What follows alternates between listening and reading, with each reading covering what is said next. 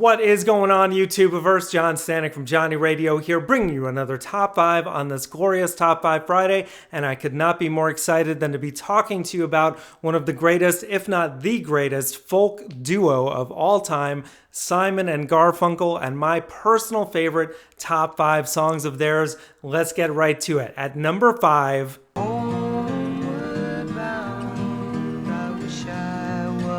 Homeward Bound, from their third studio album, Parsley, Sage, Rosemary, and Thyme from 1966.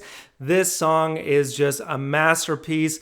What a beautiful ballad, and Paul Simon wrote this about returning to Essex, England, which I guess at that time in the mid-60s he had already visited there, and it felt more like home to him than his home of Queens, New York, where he grew up.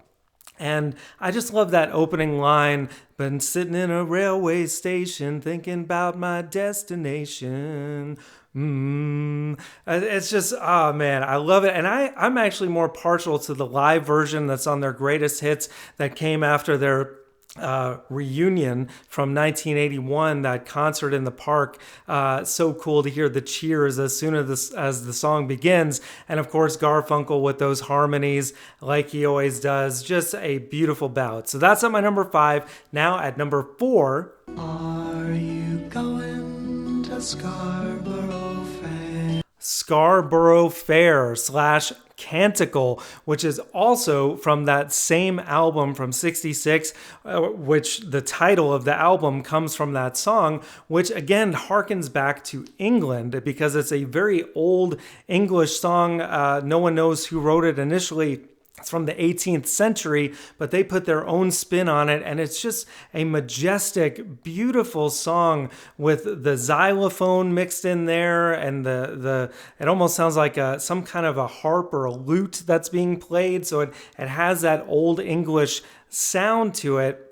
But it's just mesmerizing to hear those harmonies the way Simon and Garfunkel do. And of course, it was used to wonderful effect in the film The Graduate, which I think is one of the best films of the 60s. And the music, I mean, the album that accompanied it, which was all Simon and Garfunkel songs, is magnificent. So that is at my number 4. And now at number 3...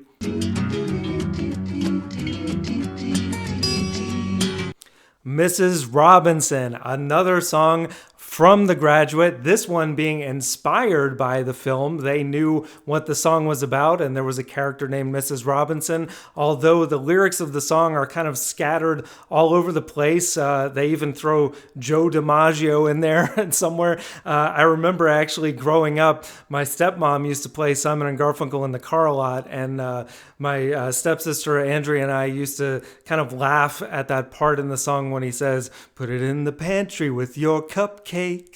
It's just like the song is so all over the place lyrically, but it works so well, and it has kind of this cool, almost bluesy guitar throughout, and the percussion throughout is very cool. It almost has...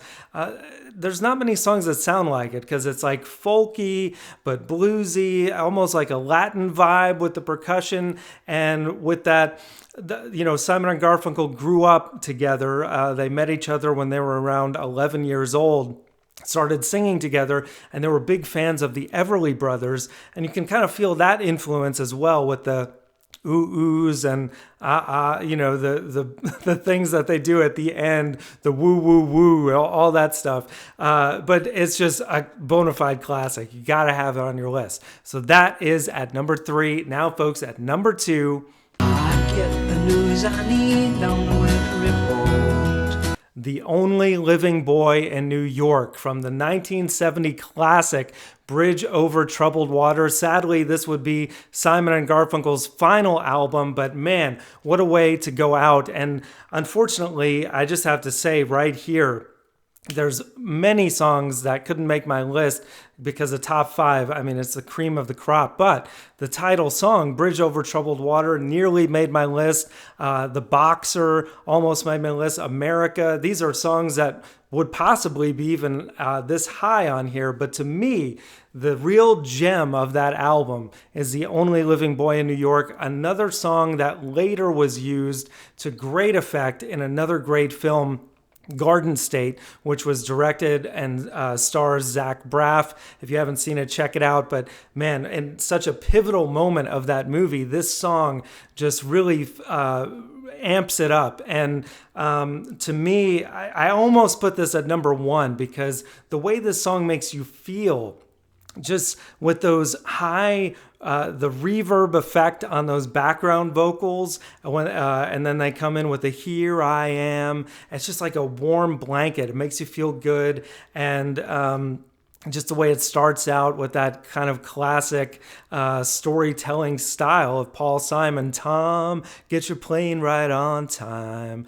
Gotta love it, man. It's just a classic, and one that I didn't really know about until that Garden State movie came out. So thank you, Zach Braff, for pointing that great classic out. And now, folks, at number one, Hello, darkness, my old friend. The Sound of Silence, or for some of you, The Sounds of Silence, whichever came first. It's a little bit of a confusing story, actually. This song was on their first album, their debut, called Wednesday Morning 3 a.m. in 1964, which was a flop, didn't do well. And then a year later, this single started doing well on the airwaves.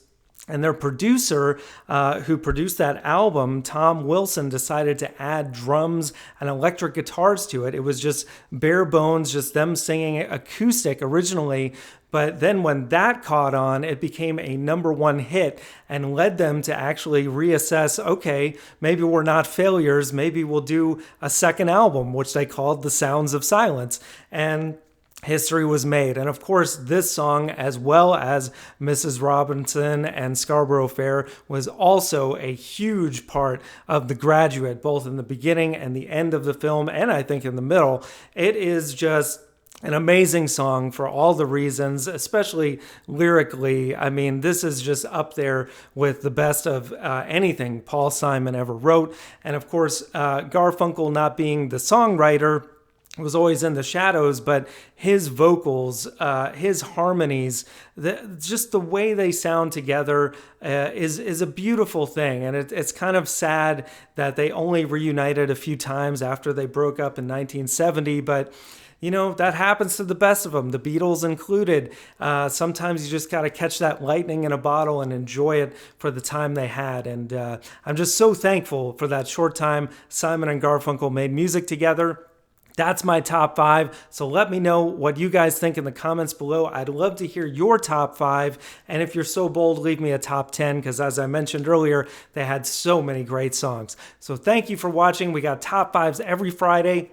So much more Viva La Vinyl classic album reviews and on and on. So thank you guys. And as always, Viva La Vinyl. So guys, thank you so much for watching. Please like, subscribe, all that jazz. Check out some of my other content that you can see on the screen now. Thank you again for supporting Johnny Radio. Take care, and I'll see you soon.